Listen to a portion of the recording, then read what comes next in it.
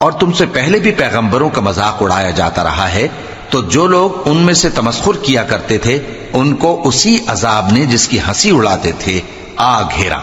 کہو کہ رات اور دن میں رحمان سے تمہاری کون حفاظت کر سکتا ہے؟ بات یہ ہے کہ یہ اپنے پروردگار کی یاد سے منہ پھیرے ہوئے ہیں۔ کیا ہمارے سوا ان کے اور معبود ہیں کہ ان کو مصائب سے بچا سکیں؟